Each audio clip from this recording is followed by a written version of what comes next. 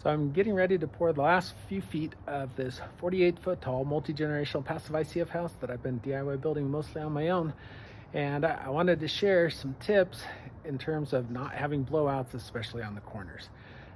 Notoriously, the corners are always the weakest part of an ICF build, especially when you're pouring. And so I ended up needing to cut in half some of my corners because of I'm doing a monoslope roof and just the way that the height worked out. So I ended up cutting this piece in half, and I thought I would show you what it looks like on the inside on why the particular brand of ICF blocks that I went with, which is Build Block, why they tend to have stronger corners and are less likely to blow out.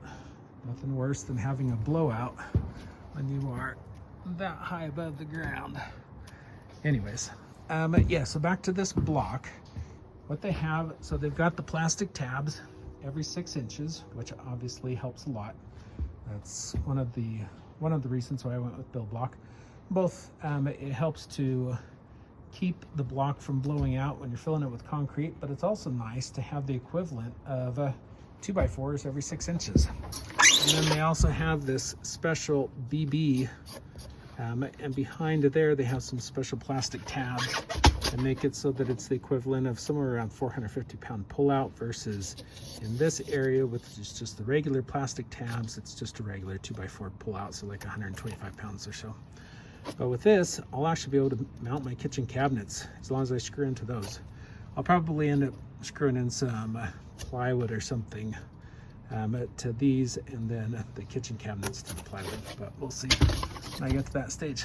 But back to how Build Block does their corners, you can see that you got these two that helps to strengthen that part of the corner, and then there's also this plastic tab that goes around that forms the corner, and you're able to drop a piece of rebar down through each level, as long as your horizontal rebar, so this is for your vertical rebar, as long as your horizontal rebar doesn't end up falling underneath that, ask me how I know about that, then this works great.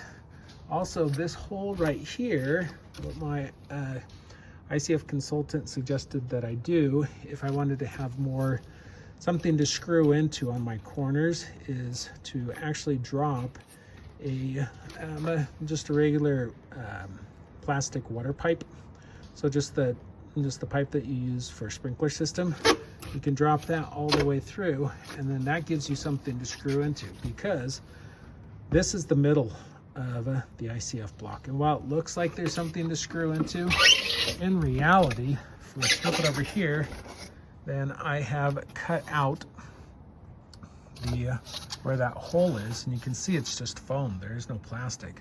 So if you're screwing through over here, there's nothing to screw into for quite a ways, because that plastic tab, the next plastic tab doesn't start until there. So you go from here all the way to here in this area, and there's nothing but foam. So putting in your exterior siding, you have nothing to screw into. And so that's why it probably is a good idea to go ahead and put that plastic pipe in here, because this tab, so it does have a tab, let's call it every 16 inches. There is something to screw into every 16 inches as you go up vertically. But in between that 16 inches, it's just foam. So that gives you something else to screw into. Thought that might be helpful for people to know and to understand. And I think, one of the other secrets, so remember, I've been DIY pouring this thing. It's me on the end of the hose for the pump truck. So what I do is I never, ever, ever, ever pour directly into here. I always pour right here, and then I let it slump into the corner. Then I shut off the pump, come around the corner, start pouring here. Technically, I know it's not pouring, but it's setting. But anyways, and then it just flows into the corner. So that's how I decrease, because take a look at this. that's just foam. That's just foam. And there's not, I mean, it might be kind of nice if build block, or I don't know, it's working. But if they were to put another tab, they probably have some reason why they don't. But I haven't had any blowouts on my corners by using this particular pouring method of stopping at the corner, let it slide in, stop at the corner, let it slump in. And so anyways, hopefully it'll be helpful to somebody else to actually see what build block, corner block looks like on the inside. Hopefully these tips might help somebody else who's DIY building an ICF house. I highly recommend it. It's doable as long as you brace it right. Get yourself an ICF consultant. Don't rely just on YouTube videos like me. But anyways, thanks for watching, and I'll see you next time.